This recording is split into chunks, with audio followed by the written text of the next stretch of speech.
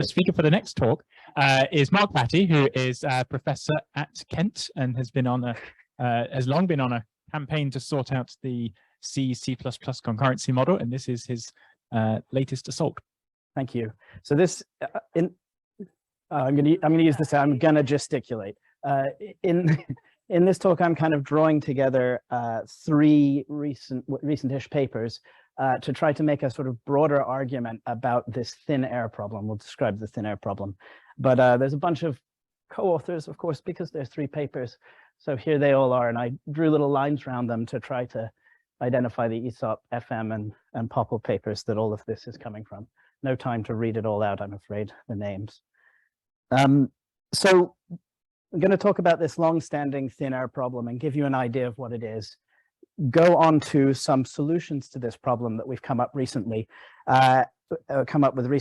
and make the case that we can encapsulate a lot of the complexity that comes out of this problem and even do some reasoning with our encapsulation. So let me get down to what the problem is. A lot of people have seen this before, but the trouble all stems from processors that will allow sort of weird non-SC executions. So here we're reading Y, writing X. There we're reading X and writing Y, and we sort of read from the future, as it were. This is called load buffering. It's not a very intuitive behavior, but it's allowed on ARM processors. So a programming language like C++ would have to insert fences if it wanted to get rid of this behavior. You want to go fast, so you don't want to do that. That means the model of concurrency in the language has to admit this. You do forbid certain executions in C. And the C model is described in terms of an axiomatic or a declarative model, where you have events, concrete read and write events, and edges between them that express some kind of ordering. So black here is program order, red is reads from.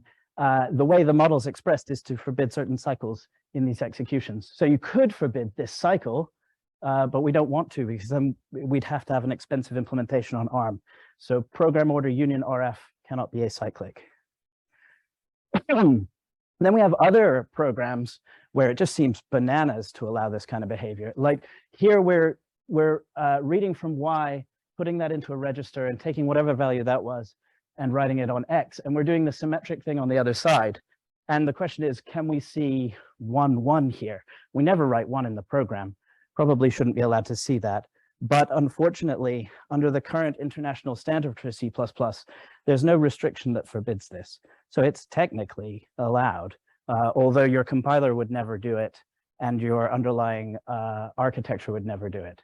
So you don't need to allow this behavior. It also kind of screws up reasoning quite a lot. We have an example to show that.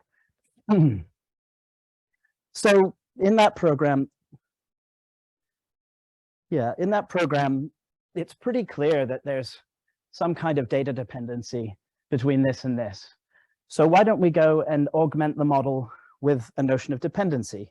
So we can say we saw syntactically there was a dependency here and there was a dependency here. So let's just forbid cycles where there are dependencies. And that sounds great to begin with, but it doesn't work. I'm just pointing out here that there's not just data dependencies, there's control dependencies. So depending on what value you read here, oh, that should be an R2. Depending on what value you read here, you may or may not do this right. And the model shouldn't allow you to fall through into the conditionals and do those rights. It's a cycle again. The trouble is that in a programming language like C, we're going to do optimizations, right? And if I take some code like this, so this is very similar to what we had before. We've got the conditional where we read Y into some register, into R1, and based on the value we got, we either do that right, or in this case, we do the same right. And so an optimizer will come by and go, what on earth are you doing? We'll just get rid of that conditional. And if you remember this, if we give this to an ARM chip, it will allow the cycle. So syntactic dependency is not respected once you push it through the optimizer. So that syntactic idea is not going to work. So this will be optimized. It will have a behavior on an ARM processor after compiling it with GCC that admits the relaxed behavior. So syntactic dependencies are too strong. We have to do something else. So this is actually a problem that affects real languages. We need some kind of concurrency specification that explains which optimizations are allowed in the concurrent setting. A specification like this doesn't exist in any of the programming languages. We have ideas of how to build it, but it's not deployed in any language as its specification. And this program affects anything C-like. So all of these languages, the specs are broken because of this. So we suggest, well, it's not just us. Many people have suggested the idea of a semantic dependency. It's just that before the kind of work we're doing, no one knew how to calculate such a thing. So what a semantic dependency does is distinguish between this threads program, where the optimizer really won't take away that dependency. There's a real control dependency between this read from Y, this write of X, and this one where the optimization will occur. So in the execution, the picture is going to look like this. Real dependency, semantic dependency on the left, none on the right. So we need a mechanism for calculating semantic dependency. And we have two, actually. You're not going to see a huge amount of maths in this talk. I'm going to try to give you the intuition behind some basically really large mathematical artifacts that I would immediately run into the sand if I tried to explain. I'll give you the intuition. So if we can build an S-step, then we can forbid cycles in S-step union RF. This is a really nice solution because this can integrate with the existing C++ memory model. So there's a specification that you can't really change very much because the ISO won't let you. But if you can fit the solution into what they have, then it may be that they'll accept that. We don't know that yet. So there's been prior work on thin air reads, and I don't really want to explain these too much, except to say, I suppose these three are operational models, and this one doesn't look a lot like C++11. The point about all of these is that none of these are axiomatic memory models, and they would require an extensive rewrite of the standard. Hundreds of pages would have to change. It would be really violent and probably isn't going to happen. So yeah, we have these definitions of semantic dependency. And as I say, I'm going to give you an intuition for how they work. The main observation from the program was that, well, the typical models that we use to express these concurrency models are operational models and axiomatic models. And both of them have like a single trace flavor to them. So an operational model, you really just have a state and walk through the program. And when you do that, you're going to decide to walk down one of these conditionals and not see what happened if you were to take the other, right? And in an axiomatic model, you have to resolve all of these decisions about the paths you take to produce an execution and then judge whether that execution is all right. But because you've resolved choices on all the paths, that execution doesn't have this information of the branch you didn't take either. So you sort of lost the information you need to make the decision, well, to tell the difference between this program and this program. So we have two solutions to this: modular relaxed dependencies and POM sets with predicate transformers. When we do this calculation to work out whether there's a dependency, there's a pretty high cost to it because we have to look down into all of the possible executions of the program and decide, were we always going to do this right, regardless of control flow? So marshalling the semantics so that that cost doesn't explode is actually challenging. So let me just give you the intuition of how modular relaxed dependencies work. So the way we tackle the cost is we go from the bottom up. So we calculate dependencies on the things that happen last first, because then we can sort of reuse that calculation of dependencies in what came before. So going from the bottom up, we would recognize in this program of two threads that, you know, first we do these writes on all the ends of all the traces. The structures that we're using here are going to represent all of the executions at once of the program. So here I've just got two read values, maybe 0 or 42. But if you're imagining this running on, you know, real C, you might have to record all of the possible values. So this is pretty hard to calculate if you don't do some tricks. We're operating on small examples. At the time, oh my. So here we've moved up to the read, and we may write 42 after reading 0 here, because I guess we'd end up here. And we may write 42 because we read 42, we'd end up in this branch. And on the other one, if we read 0, we don't do that write of 42. So hopefully you can see that these express the traces of the program. The next thing we do is in modular X dependencies, we just put dependencies wherever there appear to be syntactic dependencies. We're going to remove some of them later. And then, as we've built these sort of pieces of execution that depend on particular read values, we do this thing called coproduct, where we put all of the read values that stem from a particular read in the program in conflict with one another. Conflict means if you want to work out a particular execution of this program, you have to choose one of these events. So I can't have an execution that contains read 0 and read y42. That makes sense intuitively. The second thing we do when we do a coproduct, when we put these pieces of execution together, is we look for symmetries between the things that follow.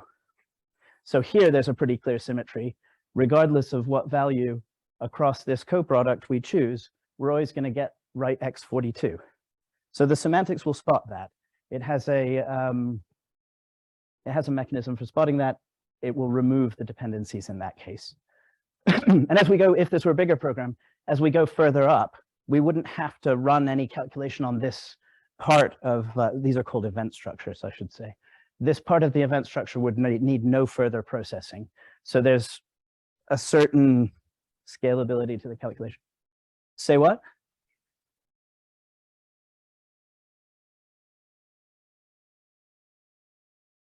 Oh, no, we're not using that. Maybe that would be a nice thing to use. Maybe we've reinvented something like that. I don't know. We're basic users of event structures, I'm afraid. Okay, and then if you want to know whether a particular execution is allowed, you have to make the choices that conflict implies. So we were interested in the apparent cycle, the load buffering style execution. So where this read is reading from this write, and this read is reading from that write. And because we managed to remove the dependency here, there's no cycle in semantic dependency. So, when we pick this execution, pass this semantic dependency edge through to the C model, and then apply semantic dependency union RF is acyclic, this execution would be allowed by that model. Okay, cool. So one of the nasty things about this, the unfortunate things, is that it's not compositional. You have to have the whole program so that you can start at the bottom and go up. You could compose stuff on the front, but not on the end. So the Popple paper produces a new model which attempts to have a notion of sequential composition for this. And it works really differently. So events, we still have events, but they may have predicates on the front of them. And we can sort of identify the events at any moment from the program. So if I just start identifying some events, this red is hard to see, but this event 42 here comes from this particular line, which is writing X, and this read of Y is that event. I can add in some more events, and more things have turned red, and we've got more events. We haven't sequentially composed anything yet, right? I've got all of the events separately, and now I can start doing some sequential compositions. But first, I have to put in these conditionals. So when I do the conditionals, I get predicates on my events that identify the circumstances under which those events are allowed. So you'll see this write x42 is, I suppose it's that one there. I've got them the wrong way up, which is annoying.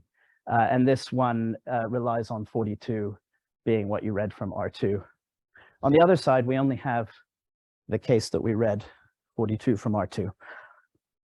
So now the way the model works is we seek tautologies for all of the events. And if we can find tautologies using a couple of mechanisms I'll show you for all of the events, that's like an allowable execution. And then we can pass that through to the axiomatic model having calculated the dependency relation. So one of the things that we can do is something called merge. So if I go back, you can see if R2 is not 42, or if R2 is 42, we're going to do write X 42. So the merge operation just takes these two events and says, well, you're going to do 42 in any case. I can merge the conditions for the two things. That now becomes a tautology. And this is an allowable execution of this, this thread. On the other side, there's no corresponding write to perform a merge with. But there's another way that we can get rid of this conditional here. And that is to forward from the other event and create a dependency. So we can, spotting that this reads into R2, we can forward the information about what value we got there to this, create a dependency, and satisfy the condition. So we added a dependency, making concrete the value of R2. This is now a tautology, and this execution of that thread is allowed. So this has produced the same answer as MRD, but in a different way. The advantage of this approach is you get a notion of sequential composition.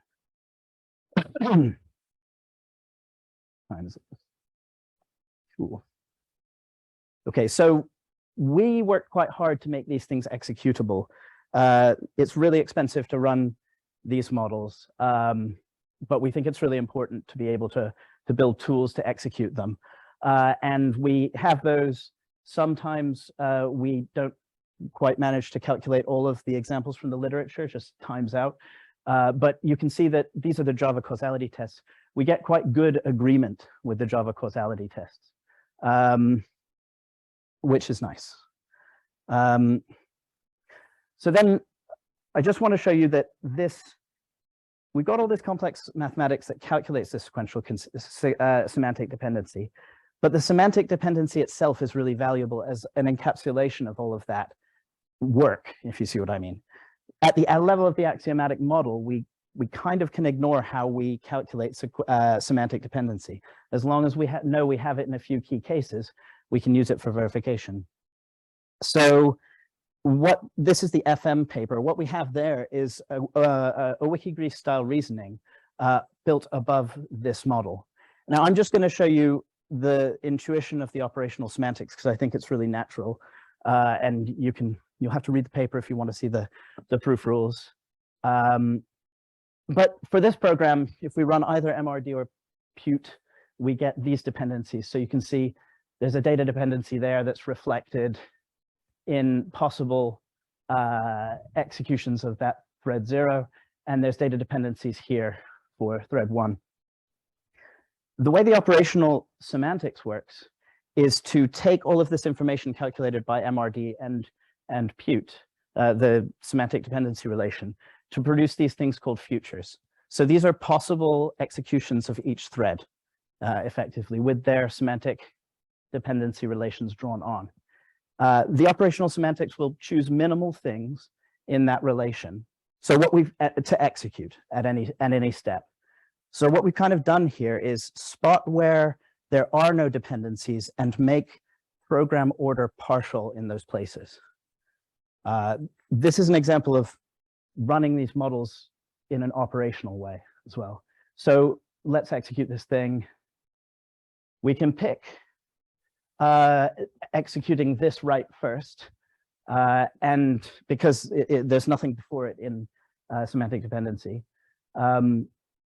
where we match multiple futures by executing a particular thing, then we keep those two futures around, but we mark that as executed. So now we can do one of the reads, and picking a read does constrain the futures that you could continue with. Once you've done this read y1, you really can't do that future where you read 0. So we get rid of futures that are not matched. And we start to know things about the state of memory here. So at this point, we've done a write y1 on thread 0. So we know y is 1 there, and we've read y1 here. So we get information about the state of y on thread 1, and we know the state of the R2 as well. So we can basically keep executing in line with semantic dependency order here. This is how the operational semantics works. And eventually get round to an execution of the original program where we wrote Y1 here. We spotted there was no semantic dependency here, so we were allowed to do this first. Read it here, write the X, and construct an apparent cycle that would be for, some models would forbid this. C++ would allow it, but it allows too much. Okay. So in the FM paper, we have Hoare-style semantics for proving properties of programs above this operational semantics. We have a notion of future stability as well. So this is like the non-interference property in a wiki-grease. And it's really pleasing because this looks like standard wiki-grease reasoning, but deordering according to the notion of semantic dependency, which is cool. You have a lot more work to check things because you have to check every possible execution. I'm going to just go on to the conclusion. So what we're arguing here is that semantic dependency it's a nice fix for the thin air problem. It sort of encapsulates all of this complicated mathematics and gives a space where you can focus either on verification above a model that solves the thin air problem, or you can focus on producing a new definition for semantic dependency that allows more optimizations or anything like that. So we're kind of encapsulating this complicated bit of a C model.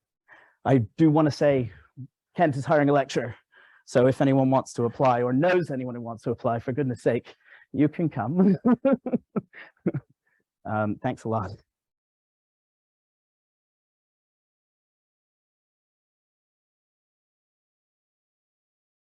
we have any? Yes, we do have some questions. So, Glyn Winscoe, just you've kept referring to complicated mathematics. Could you just say a little bit more about what you mean by that? What you protected us from it, but I'd like to see just release the veil just a little bit, please. So when we're looking for symmetries across the program, we're these symmetries can be sort of arbitrarily deep down different threads of the program. So it's not that the mathematics that sort of explains how we check for these symmetries is super complicated. It's that the cost of running those checks is very high. So if you wanted to do some kind of like automated tool for validating some program, you will run into high complexity. Yeah. Conrad Watts, you spoke about the complexity involved with this models, and given some of your later slides, I took that to mean more the complexity of executing them. But do you have any comments about the complexity of extending the specification of something that looks like C++ to handle one of these models? Yeah. Because the thing that was in my head when I was looking at your examples was, when you are at the moment of considering a load or a store and emitting an event you want to associate with that load or store, you have to know something about which control flow statements were executed beforehand, which seems much more complicated than my traditional understanding of an axiomatic model. Yeah, absolutely. So my take on this is that we shouldn't be embedding MRD or Pute into the C standard. We should be narrowing focus of understanding this kind of model to insert this interface to say there is a semantic dependency relation. And that gives, I'm not sure that predicates with transformers is exactly the right generator for that relation. We may be able to do better than that, you see. So I think it's just, the argument I'm trying to make is that that interface is valuable for us to be able to do more work on this. So the point is, within the C++ standard, you would just say something like, there is a semantic dependency such that semantic union RF is... And you can imagine approximating it. You can imagine sort of knowing that under certain circumstances, in fact, there's ISO papers about this where, Paul McKenney wants everyone to agree that in this particular program, there are real dependencies. There's no optimizations. So you could sort of green light certain circumstances like that. You see, it gives you flexibility to solve the problem in a way that it matches what he wants.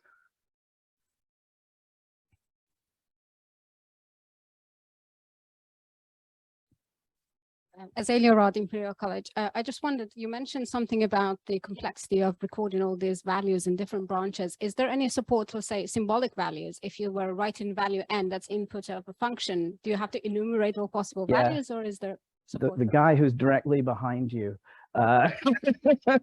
has a symbolic version of this that we haven't published yet. And yeah, that is obviously a much better idea. We just did it this way to begin with. And a second question, if I may, could you talk a little bit about the strength or weakness of this model compared to existing, let's say, the weakest MO or the promising semantics in terms of thinner behaviors that you disallow versus? Yeah. So promising, I think, is one, the main contender, I think, out there. There is an execution in promising that we identify as thin air behavior. And I think it's a little bit contentious, but we still think it's thin air behavior. It's called co-psych, or we call it out of thin air 4 in the paper. So you can take a look at that, and that's like a real sort of differentiator. If you believe that should be disallowed, then you have a good reason to pick this. I see. Thanks very much.